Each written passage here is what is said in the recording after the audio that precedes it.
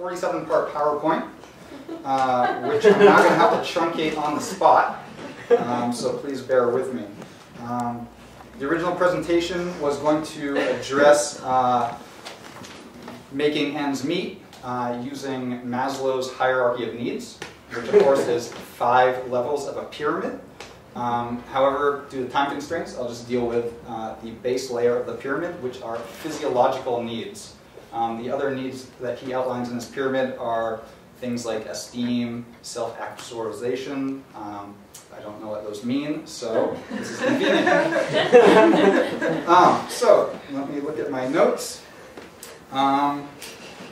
Let's start with outlining the 5 physiological needs for a human being.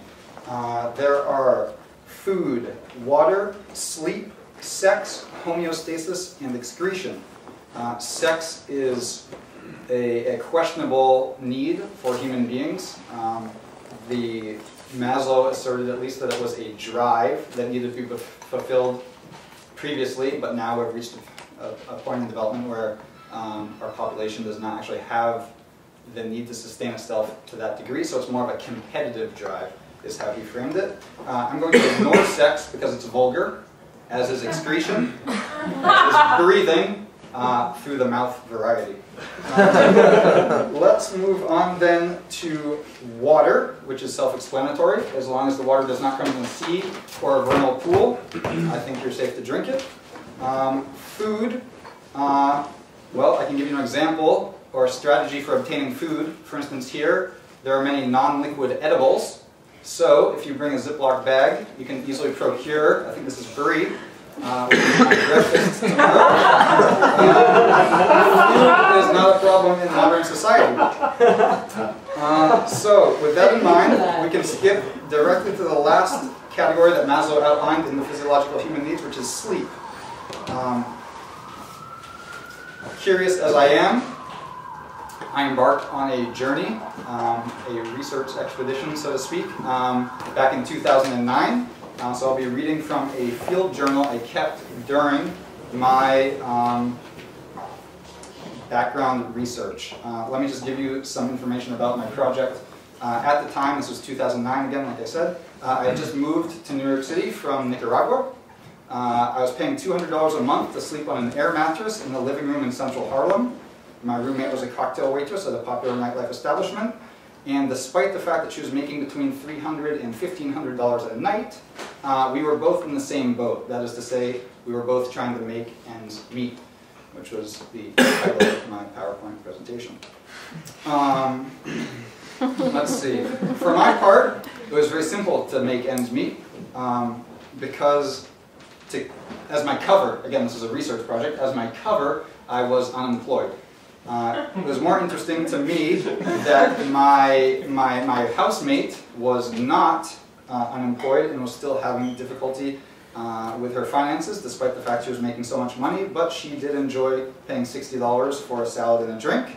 And I think it bears mentioning here that she also was in the habit of microwaving animal tranquilizer to make it into a powder so that she could snort it more easily. And on one of these occasions, at least that I know about, while hanging out with these friends, $2,000 cash was stolen out of her purse, so these should be considered as part of her monthly cost of living. So, I will read now from the journal. This is day 7 of my 4-month experience. This is January 7th, 2009. And again, this is regarding sleep. And in case you missed, I was sleeping on an air mattress in a living room in central Harlem for research. Last night's sleep followed much the same pattern as previously noted, but I think now I should like to reflect on my first week in the field. My current arrangement is not ideal, but entirely sufficient to meet my most basic physiological need, as outlined by Maslow. However, I believe a disturbing pattern is developing. The issue seems not to lie in falling asleep, that is to say sleep inception, but in entering wakefulness. I'll now detail the 2 modes of waking. I didn't like how I wrote back then, it was quite technical, so apologies. Scenario 1, Sydney, my roommate, doesn't come home. As always, to be a productive member of society, I set my alarm for 8 a.m. However, at 6 a.m., I wake up in a puddle of deflated PVC vinyl plastic and have to get up, reinflate the bed, and hope that I'll be able to fall asleep and seamlessly return to stage 4 sleep. Seemingly, I cannot. Scenario 1. Scenario 2, which I've framed as purely for purposes of explaining this to future classes, Sydney comes home.